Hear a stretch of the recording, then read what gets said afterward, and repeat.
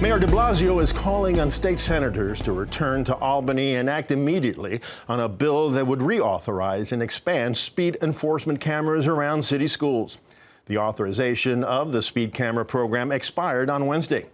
Speaking at a rally, the mayor said that he could not make sense of how something that protects children could slip through the hands of public servants. A bill to expand the number of cameras from 140 to 290 has the support of the governor and the Democrat-dominated state assembly, but failed to clear the GOP-controlled Senate before the summer recess. For the latest on all that, we now turn to Politico's Albany bureau chief, Jimmy Vielkind. Jimmy, welcome to the program. Thanks for having me. So Jimmy, as I said, the expiration date came and went. Now, at least 120 of the 140 speed cameras in New York City have gone dark. Are you surprised that public servants allowed this to happen? It is somewhat surprising. The speed cameras have not been particularly controversial in previous years.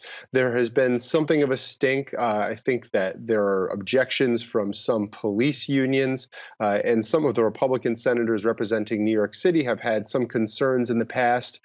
But there doesn't seem to be much of an objection to this program on the merits. What we have here are individual legislators who either have grudges against the mayor or who are trying to leverage the issue of speed cameras for their own political purposes and in order to advance other issues. It's sort of a lackluster end of the session this year in June.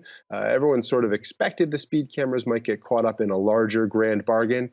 It just never happened, and lawmakers facing an election year and eager to hit the campaign trail just left the Capitol without getting it done. Well, you know, the governor is a big proponent of the speed cameras, yet he didn't use his clout. This is what critics are saying. He didn't use his clout to make sure that the expansion and extension would happen during the regular legislative session. And he has the power to bring back the state senators to Albany so that they can vote on this, but he hasn't used that power either. What's happening? What's going on? Well, that's right. I think it's important to note, though, that while the governor can force lawmakers to come back to the Capitol and sit in a room at a certain time, he can't force them to actually take up legislation. Now, the speed camera bill, we believe, has the support of at least 33 senators in the 63-seat chamber, including two Republicans, Patty Ritchie, a Republican from Oswego County, and Marty Golden, a Republican from the Bay Ridge section of Brooklyn. Cuomo has spoken up about the speed cameras, but what was fascinating to me was that he didn't try to cobble together some big grand bargain or a big ugly or a deal, call it whatever you will, when the session was winding down last month. Cuomo, of course, is facing a primary challenge from Cynthia Nixon. He has been engaged on the campaign trail in a way that he was not 4 years ago when Zephyr Teachout challenged him in a primary and Westchester County Executive Rob Astorino was his general election opponent. But what I think this is it's a return to sort of the dysfunctional pre-Cuomo narrative of Albany, which was boiled down, they bickered, and they didn't get it done. Cuomo has always prided himself on making a deal, on putting things together, and on essentially taking that narrative and changing it to, we did it. We made it happen. It may not have been perfect. It may not have been everything that everybody wanted, but we got it done. So Jimmy, you say that the bill wasn't controversial, but there are opponents of the bill in the Republican Party and outside the Republican Party. For example, I heard from a Republican city councilman here in New York who said that some of these cameras are very far away from schools, in fact.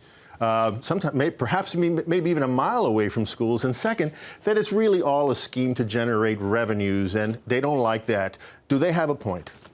Well, the cameras do generate about $65 million a year for the city. But if you talk to city officials like DOT Commissioner Polly Trottenberg, they'll say that the cameras have, whenever you place a camera, the number of speeding tickets it writes goes down. You see that people are not repeat offenders once they've received a ticket from a school zone speed enforcement camera.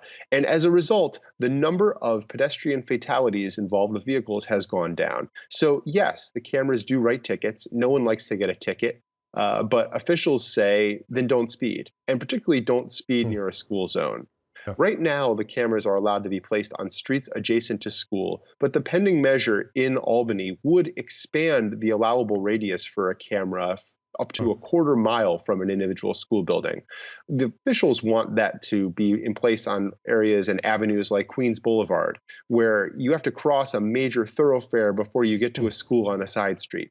The danger for children is not necessarily on the streets adjacent to the school, but on the major thoroughfares that are nearby. So the city is looking for that kind of flexibility. It's all part of Mayor de Blasio's Vision Zero initiative, which aims to reduce pedestrian fatalities to zero.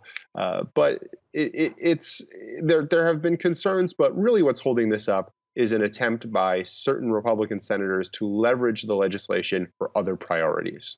All right, Jimmy, thank you very much for joining us today. Thank you.